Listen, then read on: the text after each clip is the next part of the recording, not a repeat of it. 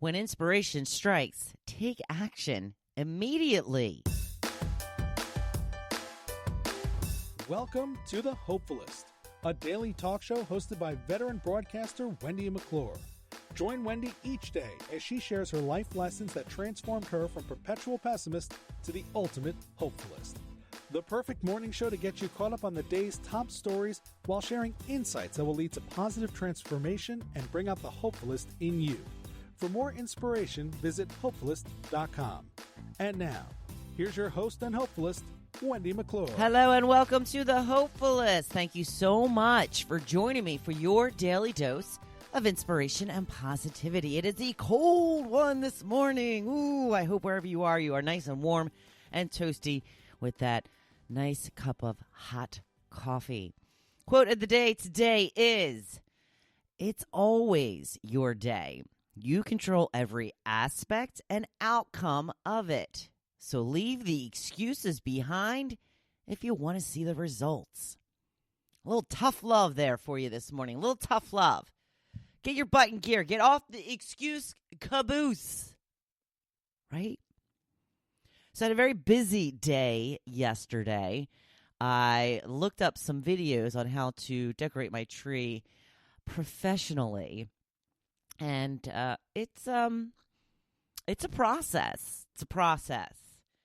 I am just not good at placing items on the tree to make them look like the professionals do. It's just, my tree always just seems very scattered to me. I did read about what they called the triangle method, where you take the same ornaments and you place them in a triangle pattern on the tree because it draws your eye in. I'm attempting to do that. I went out, I bought a ton of stuff. And I got to tell you, so far, it's the best looking tree I've ever had. Professional looking, I'm not so sure. But I've just gotten started. I have a lot more to go. I bought a ton of stuff, like I said, and I put all of the new stuff on the tree yesterday, and then my husband came home, and he's like, "Oh, you've done some decorating." I was waiting to see if he had even noticed, because sometimes he just doesn't even notice stuff, but he did immediately. He's like, "Oh, look, you've decorated the tree." I'm like, "Oh, I've just started." He goes, "Well, it looks done to me." He says that every year. He's like, "It looks done to me."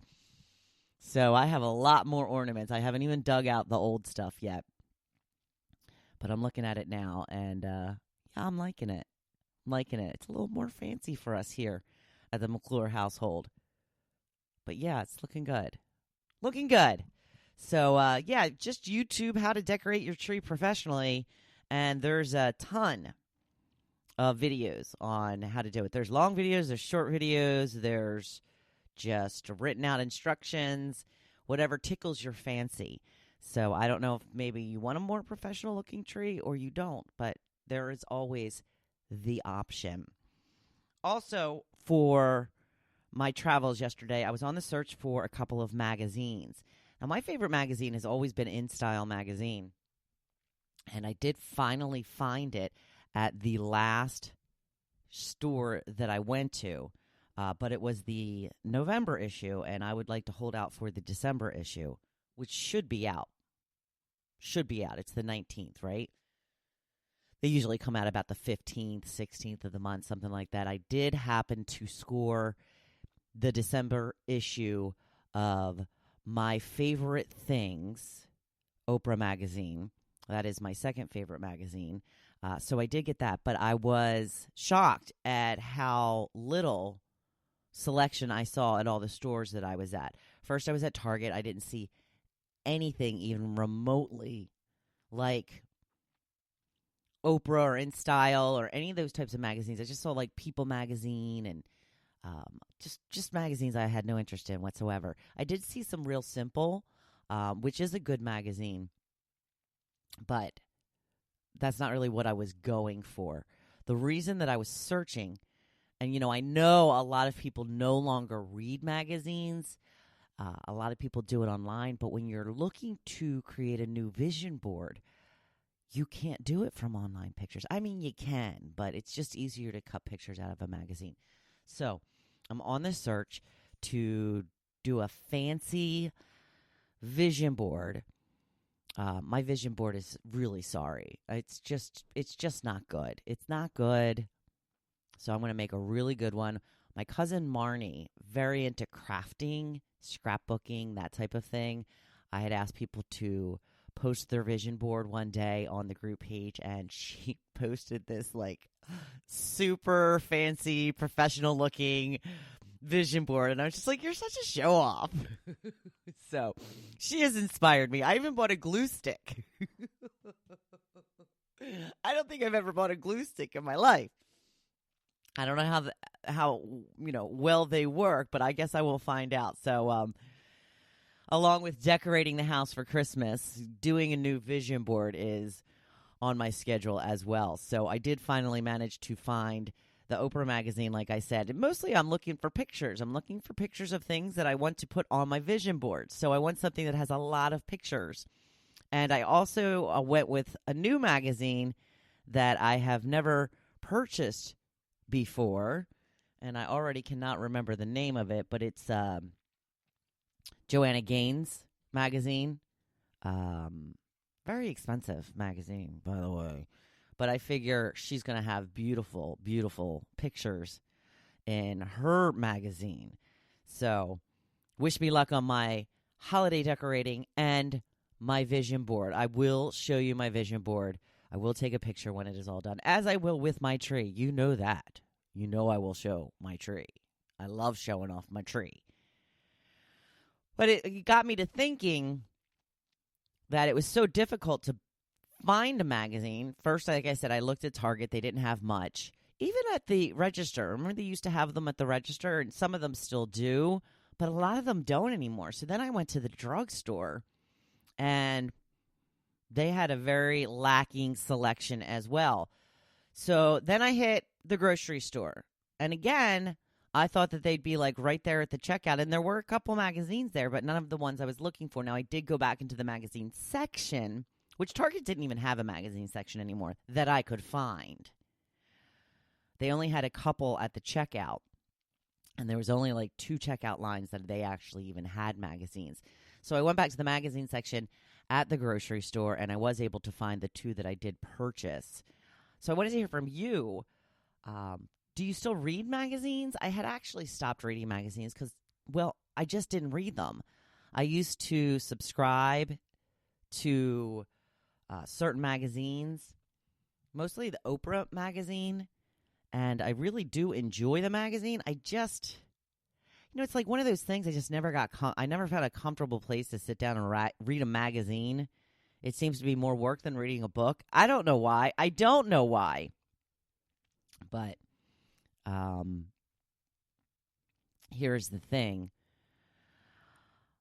I know that I will look through this one, but most people just don't really read the magazines anymore, and I think that's why there's not a selection anymore, is because it's just too hard to find them. Well, they're hard to find because I'm rambling, because I'm looking for something in my phone. I'm losing my train of thought, and I'm just going to, own it, tell you that I'm rambling because I'm looking for something, and here it is. Finally, I find my topic, scrolling through my phone. The topic for yesterday, I had to go to 3 stores to find magazines today. Do you still read magazines? Mary says CBS has a ton of magazines. Okay, I will remember that, but I was not near the CVS yesterday.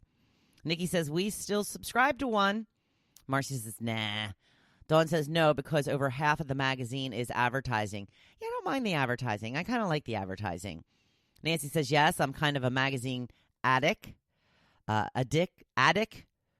What is wrong with me today? Kathy says, only the ones that I receive for free through a credit card promotion or something. Diane says, I don't read them at all. Corinne says, only garden magazines. Eleanor says, no, I do not read them. Martin says, I used to read car magazines, but because of the high prices of magazines today, I use the internet. Yeah, that's another good point. I remember when I was on vacation last year, I had wanted to buy this Vogue magazine that Taylor Swift was on the cover of. It was $10. $10 for a magazine. Craziness, I tell you, craziness. And Michelle says, no, I don't have time to read magazines. So there you go. I wanted to tell you, though, the magazine world is not dead yet. I went and found a list of the top 5 selling magazines. I don't think you'll ever guess the first one. The number 1 best-selling magazine, National Geographic for kids. Not regular National Geographic, but that does come into the list at number 3. Number 2 on the list is Better Homes and Gardens. Skipping to number 4, Food Network Magazine. And number 5 is HGTV Magazine. No fashion magazines in there anywhere, huh? Cosmo did make the top 20, as did Oprah. No InStyle anywhere, though. That was so huge when it first came out, I remember. Like back in the 90s. Dating myself. That's okay.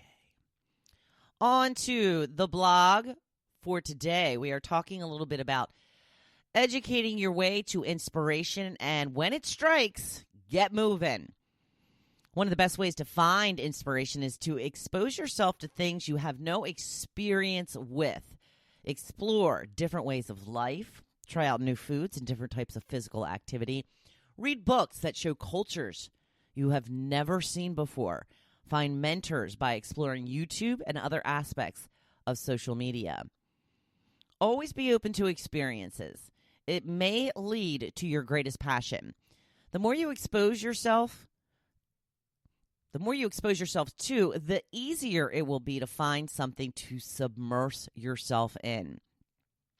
My husband likes to cook. He prefers to barbecue and use a smoker, but he also experiments with all types of dishes. We come up with different takes on recipes we find online. Don't ever follow a recipe to the T. You can just make it any old way you want to. We often talk about him someday starting some sort of lunch truck as a business. Maybe he'll specialize in grilled cheese sandwiches or stick to his famous barbecue ribs and brisket. Since he's already mastered, relatively speaking, the cooking world, he's turned to baking, much to the dismay of my waistline. He has perfected the chocolate chip cookie and gets rants and raves and requests. At this point, he is undertaking homemade pies now. He also makes a mean strawberry banana bread. He just keeps finding new things to do in the area he already loves. The trick is to take action once inspiration strikes. I've talked about the movie The Greatest Showman before and how it truly inspired my whole Hopefulist brand. I had seen the movie and enjoyed it, but, it wasn't a big deal. But as I was driving to work one day, I heard a song on the radio, and it sounded familiar, but I couldn't quite place it. I looked it up when I got to work and realized it was a song from that movie, redone by Pink. It was called A Million Dreams. There was something in that moment when I heard that song. The lyrics really spoke to me. I truly felt like I was in a trance. It made me realize I was so much more than I was doing. Don't get me wrong, I was on a way to a job that I love, but after hearing this song, I realized I could do even more. That is why I became obsessed with the movie about Barnum, a guy that you just could not keep down. Whatever happened, he just kept coming back for more and dreaming bigger and wanting to do life his way. And it's become kind of my motto for life. So after hearing this song on the way to work that day, my instinct was to start writing a blog. So I dusted off my WordPress account and reset my long forgotten password and started writing. From that point, I thought, maybe I'll focus on the transition I made in my life from pessimist to optimist. Still kind of weird for me to call myself an optimist at that point because since I was calling myself a pessimist my whole life, it felt weird and unnatural. That is when I came up with the title, The Hopefulist. And the idea just expanded from there. As some of you know, I lost my job about 2 weeks after starting the blog, which in turn spurred me to start the podcast. It's almost like the universe knew that I would be needing something to spend my time on, and it delivered. The moral of the story, inspiration can strike at any time. It may be something as simple as a song that could spark a lifelong passion or help you realize your true purpose in life. Because I will tell you, I never had any desire to do something like I'm doing now. Never. I didn't want to have a business or even be a boss. But just like that, it all changed. So don't discount or dismiss anything. Keep an open mind. And when an idea comes to you, run with it. It may not be your next passion, but it may be. Look to people you admire and want to live a similar life. Follow their footsteps and learn all about them to see if you are willing to do what they have done, in your own way, of course, to get where they are. My best advice? Read, and read more. I mean everything. Read articles anywhere you can, in magazines and newspapers. Read autobiographies and biographies of people you admire, and read novels that will not only entertain you, but expose you to different ways of life. Books that will teach you things you have no experience in. You may just find something that you love. My advice, read a book for fun. A biography of someone you admire, and a personal development book. Those 3 types of books. A novel for fun, a biography to learn, and a personal development book. And always, always keep an open mind, because inspiration truly can strike at any time. Even at 4 a.m. on the way to work. Oh my, it is Thursday already. Is this week going fast for you? Go on out there and be your badass self. I'm here cheering you on. Thank you for listening to The Hopefulist, hosted by Wendy McClure. For more inspiration, please visit Hopefulist.com. Thanks, and we'll see you tomorrow on The Hopefulist. When inspiration strikes, move it.